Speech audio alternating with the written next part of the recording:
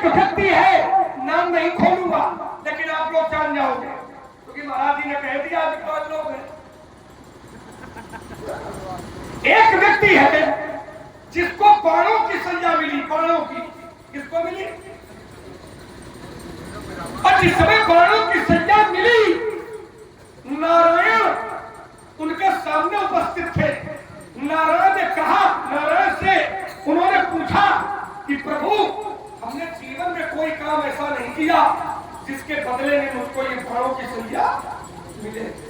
भगवान ने कहा याद करो। बोले याद है, पूरे जन्म में हमने कुछ भी ऐसा, बोले पिछले जन्म में, बोले वो याद है, पिछले जन्म में भी मेरा कोई कर्म ऐसा नहीं है। बोले इसके पिछले जन्म में होते करते भगवान ने 100 जन्मों तक पूछा, 100 जन्मों तक, कि तुमने कोई गलत कार्य तो नहीं किया है? उन्होंने कहा प्रभु हमको 100 जन्मों तक की याद है, हमने कोई भी ऐसा कार्य गलत नहीं किया जिसके बदले में मुझको ये बाणों की सजा मिले। तो भगवान ने कहा था तुम केवल 100 जन्मों की जानते हो, इसके आगे की मैं जानता हूं।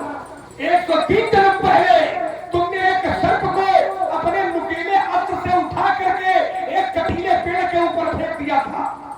उस सर्प के शरीर में हजारों कांटे चुभ गए थे। मरते समय उसी सर्प ने तुमको कर्म कर दिया 103 जन्म पहले। फल कब मिला? 103 जन्म बाद। न उनका मालूम रहा है, हम लोग अरे वो तो फिर बहुत महापुरुष रहा है कि 100 जन्म की याद रहा है, इनको कहो 10 साल बाद भुला जाए। वो तो महापुरुष थे कि उनको 100 जन्मों की याद रही। हम लोग कहो तुम लोग याद पूछ जाओ, तुम्हारे मित्र गाँव में को है तो भूल गए सब। इसलिए देवता ईश्वर बिना कर्म के नहीं है।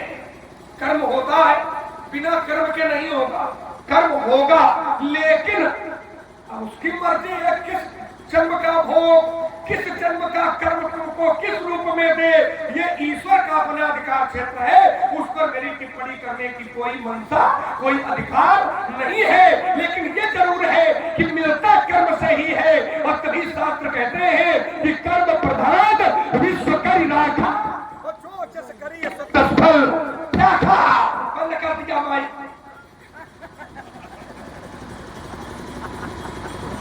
पहली बात का उत्तर दूसरे पर नहीं है।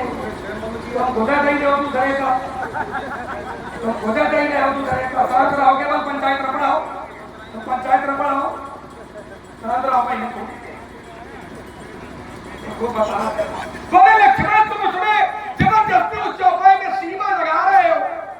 हमें लगता है महाराज जी नशा न ले, जब पूरे प्रसंग को पढ़ोगे तो उसमें सीमा है, उसमें सीमा ही है। आने की तो सीमा है, उसमें सीमा है, समय की एक अवधि है। उसको हम तर्क का विषय नहीं बना लेकिन उसमें सोचा था, उसमें एक सीमा है समय की। कितनी सीमा है? उसमें एक दिन अवधि बताया, एक दिन अवधि। समय सीमा में एक दिन शेष है, जो समय सीमा की है। खैर छोड़िए, दूसरा बिंदु आइए। हमने कहा था कि महाराज जी यहाँ पर संत है, आपने कहा ये संत है, तो क्या कोई शंकर जी का धनुष तोड़वाने का समर्थन कर सकता है? तो मेरा फिर वही तर्क है। अगर ये असंत है तो क्या असंत को संत के रूप में मानसाचार्य अपनी मानस में क्या साधु के रूप में प्रमाणित करेंगे? अगर प्रमाणित किया है तो ये संत है, हमारा न मानो चली, लेकिन ग्रंथों की न मानो या हमारी न मानो तो वो चलेगा। आपने कहा ये शंकर जी का बड़ा धनुष है, इसको तोड़वा दिया गया। बताओ तोड़ने वाले जिसने तोड़वाया उसने गलत कार्य का समर्थन। ये आपकी अपनी व्यक्तिगत मान्यता है, ये शास्त्रीय मान्यता नहीं है, ये शास्त्र का प्रमाण नहीं है कि धनुष तोड़ने वाले के जो समर्थक है गलत है। शास्त्र की मान्यता यह है कि जो भी धनुष तोड़ा है और जो भी धनुष तोड़ने वाले के समर्थक है, तो साधु है, संत है, धर्मशील है, ज्ञानी है, गुणवान है, महात्मा है, ब्राह्मण है, देवी है, देवता है, तो इसको आप काटो कि ये साधु राजा नहीं है।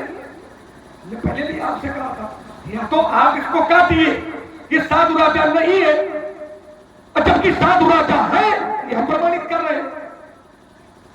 कहो तो दोबारा फिर प्रमाणित करते हैं कि मिथिला में दो प्रकार के राजा हैं।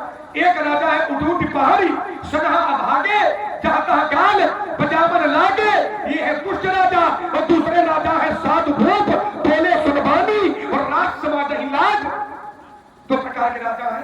अब जो जब दो प्रकार के राजा हैं तो अब तुम सोचो, फिर सोचिए, क्या साधुओं को मारना क्या ये आपका चरित्र है? साधुओं को मारना क्या ये परशुराम जी का चरित्र है? वो तो बताओ। अब इन्होंने एक रास्ता थोड़ी सी पतली वाली निकाली लीला को बढ़ाने के लिए। कौन वाली निकली? बोले यही जो धर्मशील ज्ञानी गुणवान है, ये लोग धनुष तोड़वाने के समर्थन में थोड़ी है, ये तो धनुष तोड़वाने का विरोध कर रहे थे। फिर देखो आपने घुस में लिखना शुरू किया, धनुष तोड़ने का विरोध नहीं कर रहे थे। अब इनकी चौपाई जो इन्होंने पढ़ी उसका अर्थ करो जरा। चौपाई क्या पढ़ी कि अमुख रूप और सिय छवि देखे, नर नारी परिहरिय निमेखे, सोचई सकल कहत सकुचाही, विधि सन विनय करत मन माही, कि हर विधि वेग जनक चढ़ताई। अब इन चौपाइयों के पूरे अर्थ निकालिए तो इसमें धनुष टूटने का विरोध नहीं है, इसमें धनुष टूटने का विरोध नहीं है।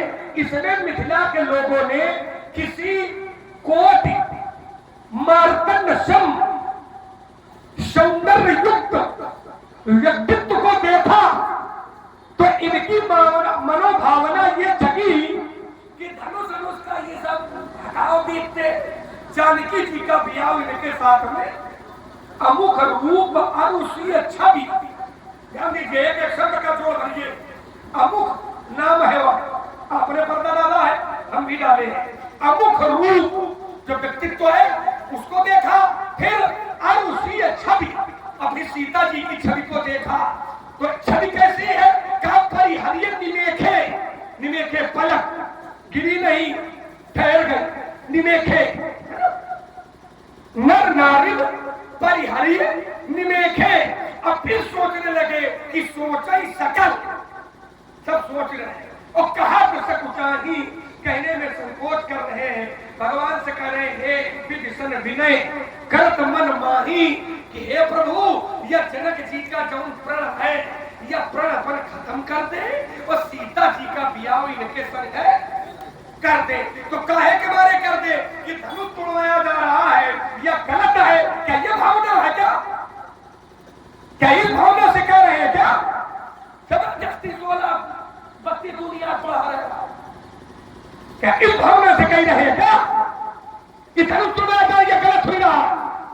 इस भावना से नहीं कह रहे हैं, उसके सौंदर्य के प्रति इनका आकर्षण होना, आकर्षित होना।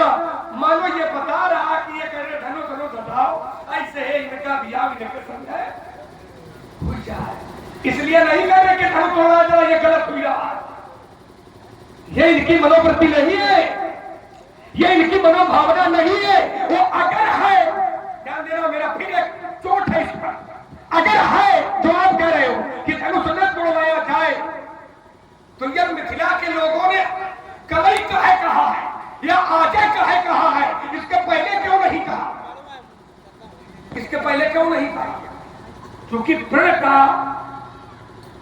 तो राजा जनक ने प्रण किया है, वो कौनो आज काल में तो भाग नहीं है, ये तो प्रण बहुत पहले से है। तो 10 मास 12 महीने माने 1 साल, पूरे 1 साल में कभी किसी की आवाज खड़ी हुई कि धनुष तोड़ा जा रहा है, ये गलत हुई रहा? नहीं। काहे नहीं हुई? क्योंकि गलत नहीं है।